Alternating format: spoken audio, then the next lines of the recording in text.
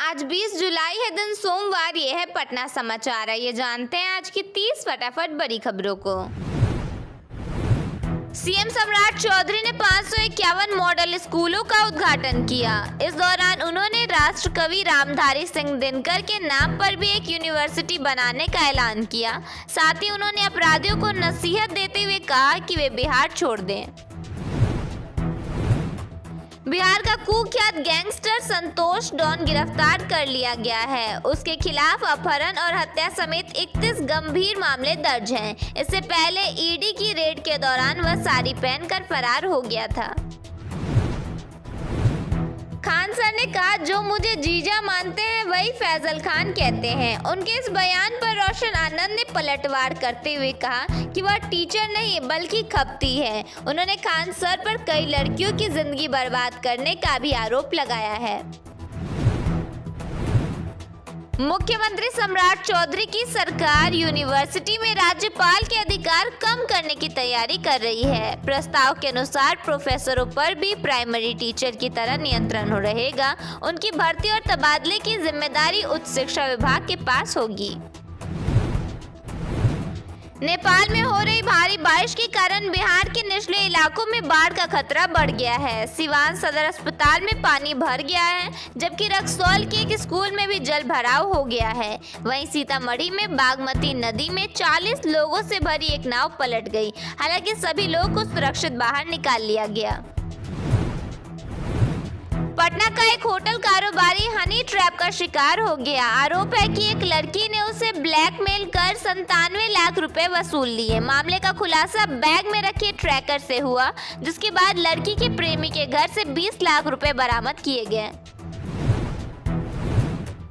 RJD नेता और भोजपुरी गायक खेसारी लाल यादव ने प्रशांत किशोर की तारीफ की है। उन्होंने कहा, मैं पढ़ा लिखा नहीं हूँ, लेकिन चाहूंगा कि शिक्षित लोग सदन जाएं। पीके जैसे विजन वाले नेता की बिहार को जरूरत है।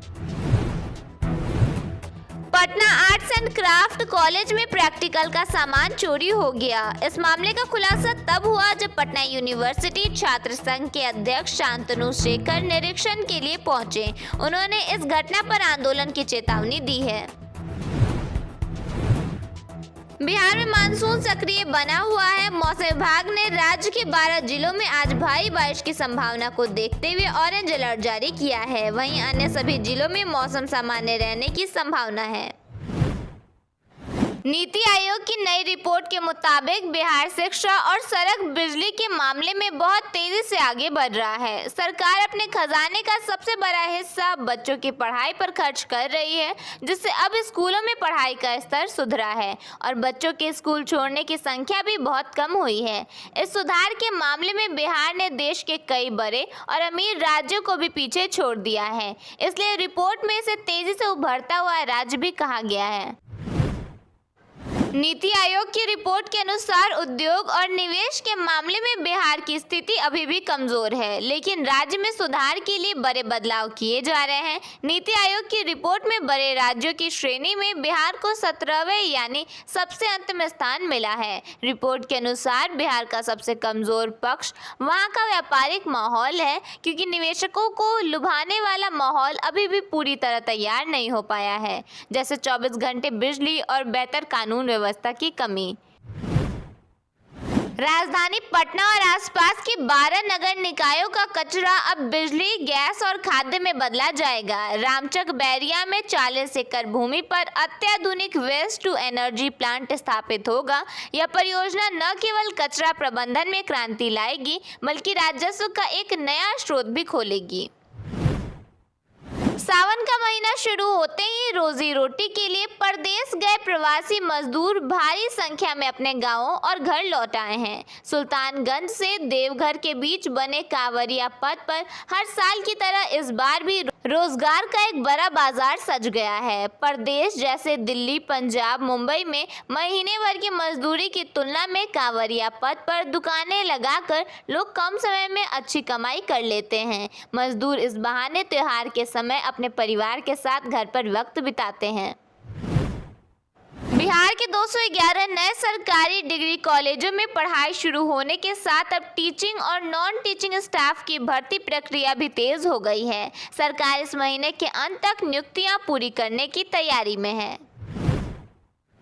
बिहार सरकार ने अवैध खनन, खनिजों के अवैध परिवहन और राजस्व चोरी पर रोक लगाने के लिए नई व्यवस्था लागू की है। अब सभी खनिज भंडारण स्थलों की जियो फेंसिंग अनिवार्य होगी। इसके बाद ई चालान केवल स्वीकृत स्थान से ही जारी किया जा सकेगा, जिससे निगरानी और पारदर्शिता दोनों बढ़ेगी। बिहार के लोगों को अब इलाज के लिए रात में बड़े शहरों का रुख नहीं करना पड़ेगा। स्वास्थ्य विभाग ने जिला अस्पतालों में 24/7 इमरजेंसी सेवाओं को मजबूत करने का फैसला किया है।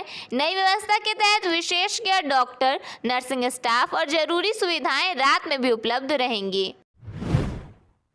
बिहार में उच्च शिक्षा से जुड़े नियमों में बदलाव होने जा रहा है। सरकार नए विधेयक के जरिए कॉलेज शिक्षकों के राजनीतिक गतिविधियों में शामिल होने पर रोक लगाने की तैयारी में है। साथ ही डिग्री कॉलेजों के संचालन और शिक्षकों की नियुक्ति व्यवस्था में भी महत्वपूर्ण बदलाव प्रस्तावित है। बिहार में मौसम का मिजाज बदलने वाला है। 20 से 22 जुलाई के बीच कई जिलों में तेज आंधी, हवा और भारी बारिश की चेतावनी जारी की गई है। कुछ जिलों के लिए ऑरेंज अलर्ट भी जारी किया गया है, जहां मूसलाधार बारिश की संभावना है। सफर करने से पहले अपने जिले का मौसम जरूर जान लें। पटना मौसम विज्ञान केंद्र ने बताया कि 20 जुलाई को बिहार के पश्चिम चंपारण, पूर्वी चंपारण, गोपालगंज, सिवान, सारण, बक्सर, भोजपुर, रोहतास, कैमूर और औरंगाबाद जिलों में भारी बारिश हो सकती है। इसे लेकर ऑरेंज अलर्ट जारी किया गया है। यहाँ तेज आंधी के साथ मूसलाधार बारिश की संभावना है।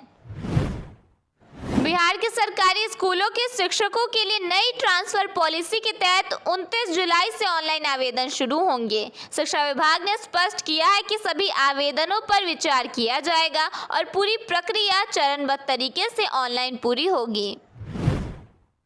गोपालगंज के विद्यार्थियों को इंस्पायर अवार्ड मानक योजना के तहत अपने वैज्ञानिक नवाचार दिखाने का सुनहरा अवसर मिलेगा। चयनित छात्रों को प्रोटोटाइप बनाने के लिए 100,000 रुपए की सीधी प्रोत्साहन राशि बैंक खाते में दी जाएगी। योजना के लिए आवेदन 15 सितंबर तक पोर्टल पर अपलोड करने होंगे।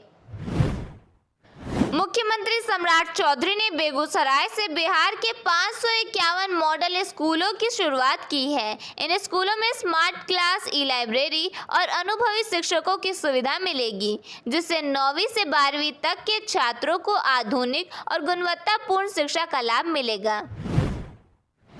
बांकीपुर विधानसभा उपचुनाव से पहले भोजपुरी स्टार खेसारी लाल यादव का बयान सामने आया है। उन्होंने प्रशांत किशोर की तारीफ करते हुए कहा कि वे उन्हें शुरू से पसंद हैं। उनके पास बिहार के विकास का विजन है और उन्हें एक मौका मिलना चाहिए। मोकामा विधायक अनंत सिंह ने कहा है कि वह अब चुनाव नहीं लड़ेंगे। उनकी जगह बड़े बेटे अभिषेक सिंह मैदान में उतरेंगे। अभिषेक सिंह ने भी जनता के बीच रहकर काम करने और शिक्षा, स्वास्थ्य को प्राथमिकता देने की बात कही।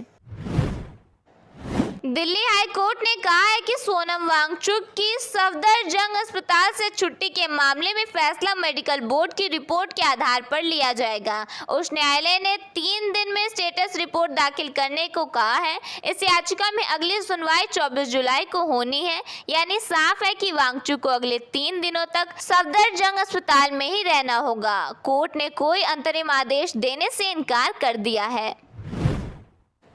अयोध्या के राम मंदिर में चढ़ावे और चंदे की कथित चोरी के मामले को लेकर लोकसभा में नेता प्रतिपक्ष राहुल गांधी और राज्यसभा में नेता प्रतिपक्ष मल्लिकार्जुन खड़गे ने 18 जुलाई 2026 को प्रधानमंत्री नरेंद्र मोदी को एक संयुक्त पत्र भेजा है। इस पत्र में दोनों नेताओं ने प्रधानमंत्री की चुप्पी पर सवाल उठाते हुए मामले की स्वतंत्र जांच कराने और ट्रस्ट के खातों को सार्वजनिक करने की मांग की है। राहुल गांधी ने सवाल किया है कि देश के लाखों श्रद्धालुओं ने अपनी गाढ़ी कमाई श्रद्धा और भक्ति के साथ मंदिर में दान किया था। इस कथित चोरी की वजह से वे सभी खुद को ठगा हुआ महसूस कर रहे हैं। भगवान को अर्पित किया गया चढ़ावा ईश्वर की अमानत होता है और इसमें हेराफेरी जनता के विश्वास के साथ बड़ा विश्वासघात है। विपक्ष के दोनों नेताओं ने कहा कि इतने बड़े घोटाले पर प्रधानमंत्री नरेंद्र मोदी की चुप्पी पूरी तरह से असहनीय और अस्वीकार्य है।